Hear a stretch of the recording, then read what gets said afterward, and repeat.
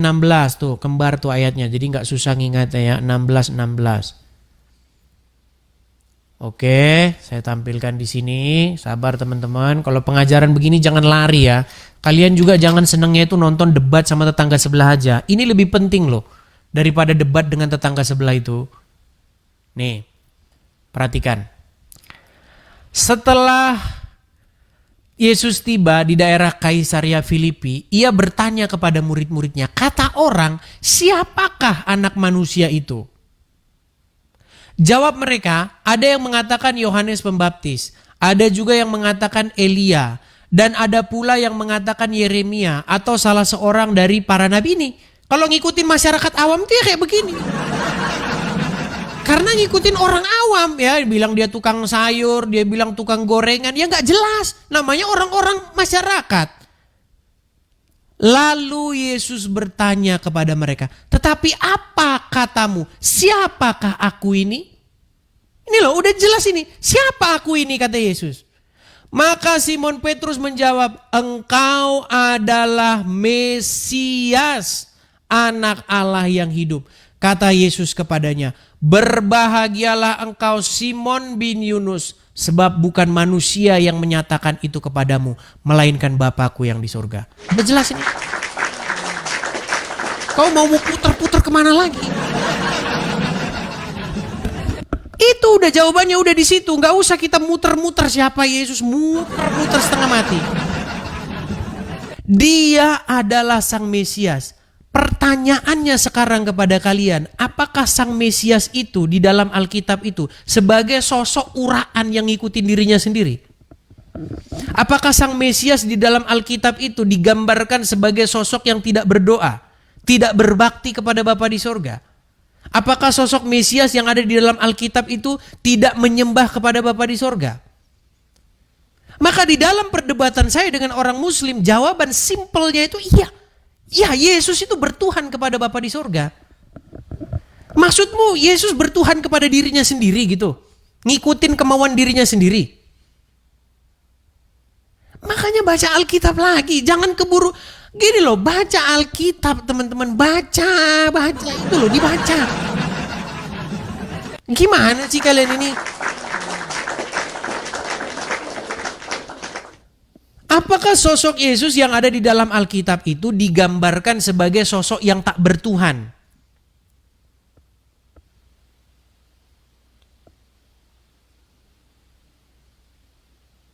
Ketika saya mengatakan pernyataan-pernyataan yang menurut Anda tidak biblikal, datang ke sini kita ngobrol, diskusi gitu. Tapi saya tidak bilang loh, kalau orang bilang begini, kalau bilang tidak bertuhan masuk neraka, saya nggak pernah bilang begitu. Isu ini muncul ketika saya berdebat dengan orang Muslim dan saya mengatakan omongan dia bahwa Yesus punya Tuhan benar. Tapi ingat, bukan Allah Tuhannya.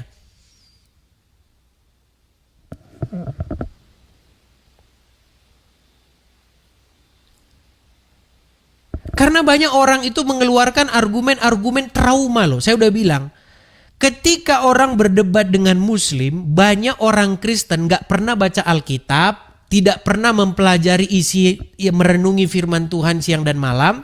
Mereka berdebat dengan orang Muslim, ingin tampil beda. Pokoknya ingin tampil sesuatu yang beda dengan orang Muslim.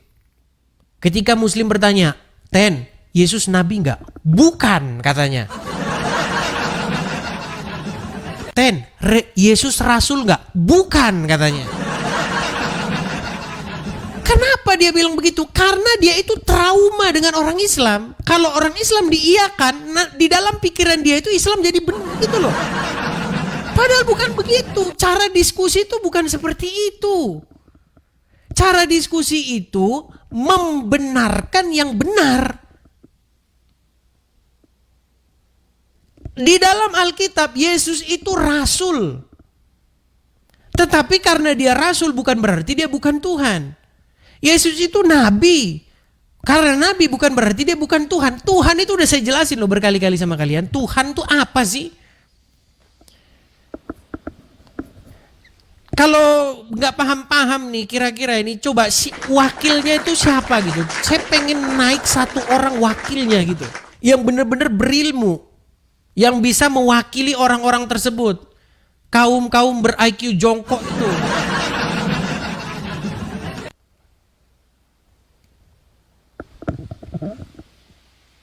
Coba naik ke sini. Dengan mengatakan Yesus Nabi, itu bukan pernyataan yang melanggar Alkitab, bukan. Anda mau saya kasih tunjuk? Nih, saya bacakan sama kalian. Biar Anda biasa, familiar dengan Alkitab kita sendiri. Apakah ketika orang mempercaya Yesus sebagai Nabi, langsung dia itu sesat? Enggak. Semua itu ada tahapnya, teman-teman. Bertahap. Kalau Anda sudah mempromosikan yang gak bertahap langsung ke naik tangga kelima, ya mana bisa, gak bisa. Pelan-pelan dulu, ngadapin mereka itu pelan, sesuai dengan pengertian mereka. Bukankah di dalam Alkitab dikatakan bahwasanya ia mengajarkan sesuai dengan pengertian yang mereka tangkap, sesuai dengan pengertian mereka. Itu metode yang saya pakai berhadapan dengan RT6 itu. Nih, saya bacakan kepada kalian.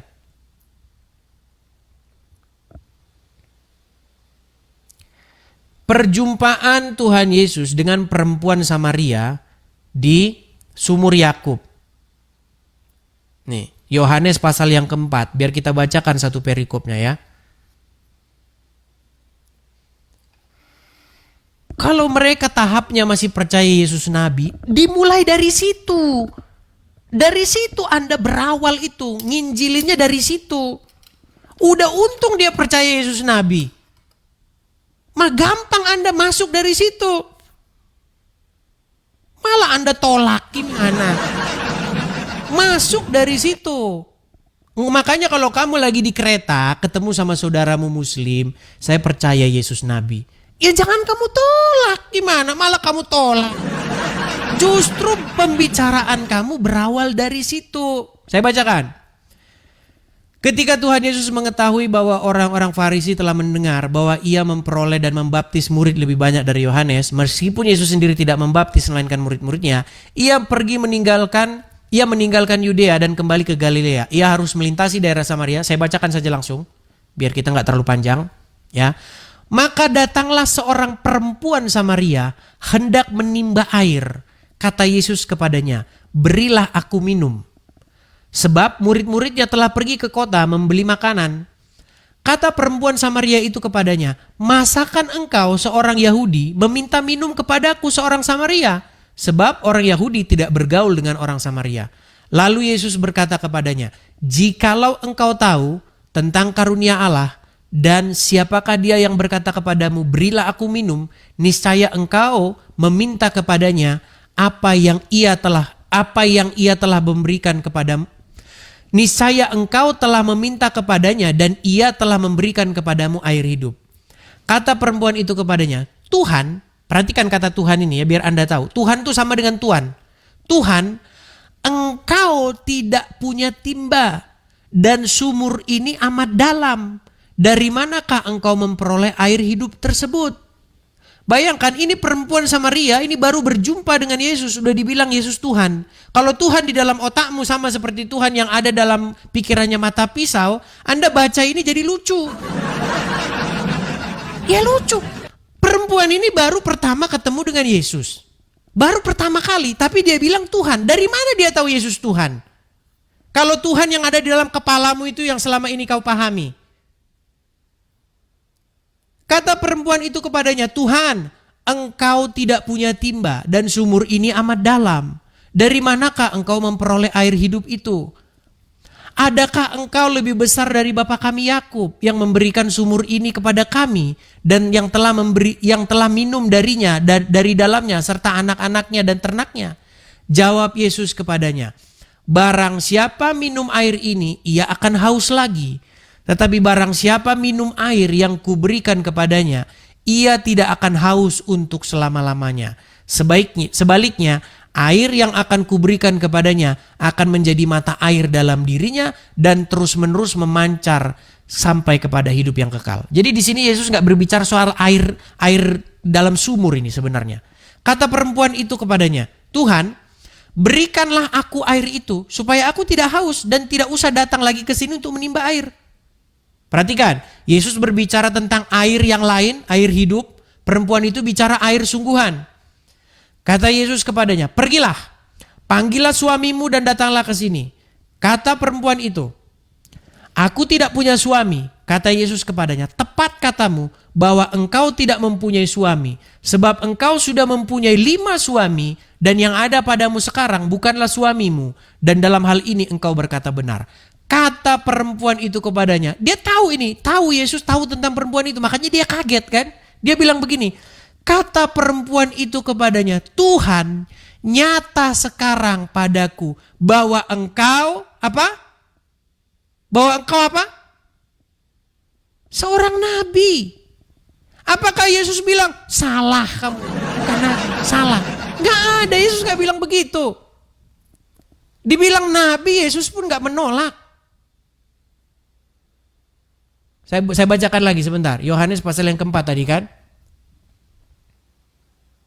Ini kalau Anda baca terjemahan menurut Anda itu, Tuhan kok nabi katanya kan?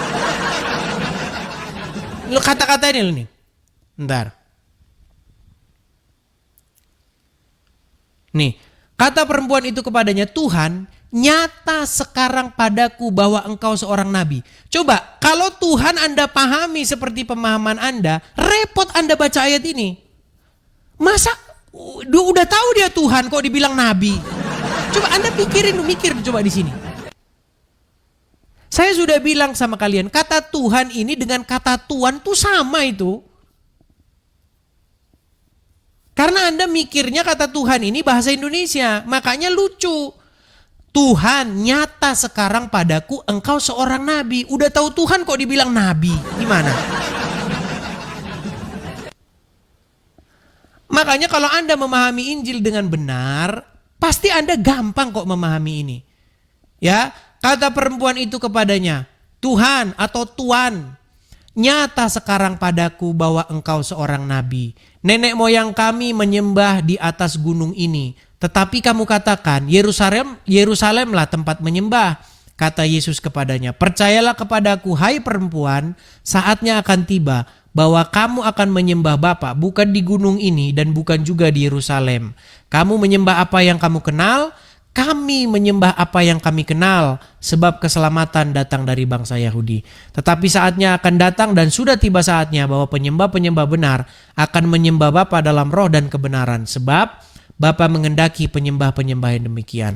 Allah itu roh, barang siapa menyembah dia, harus menyembah dia dalam roh dan kebenaran. Jawab perempuan itu kepadanya, aku tahu bahwa Mesias akan datang, yang disebut juga Kristus. Apabila ia datang, ia akan memberitakan segala sesuatu tentang kami, sesuatu kepada kami. Kata Yesus kepadanya, akulah dia. Nih, sekali lagi Yesus mengatakan bahwa dialah Mesias itu, yang sedang berkata-kata dengan engkau. Pertanyaannya, apakah perempuan ini diselamatkan? Iya, kalau Anda baca sampai selesai ini, perempuan ini diselamatkan ini. Keselamatan turun atas perempuan tersebut dan kepada kaumnya orang Samaria. Nih, dan banyak orang Samaria di kota itu telah menjadi percaya kepadanya karena perkataan perempuan itu. Gitu loh. Jadi kalau dibilang, kalau kalian ngomong sama orang Muslim, Yesus Nabi, dari situ awal mulai kalian tuh bercakap-cakap. Justru kalau Anda bilang bukan Nabi, Anda itu tidak berpikir secara biblikal. Gitu loh ya. Ya ini memang perkara jam terbang teman-teman. Jam terbang. Atau pengalaman Anda begitu. Kalau pengalaman Anda baru setahun, 2 tahun, apalagi berapologet baru 2 hari, ya belajar dulu lah. Jangan seperti muridnya si PC The King, si siapa Mozart itu yang ada video call-nya itu. Mau lihat. Terus siapa? Saya dikirimin video itu. Siapa itu lawan debatnya itu? Lawannya yang perempuan itu. Nggak mau. Nanti kalau udah ketemu baru gitu-gitu. Orang kayak begini kalian ikutin. Aduh, aduh.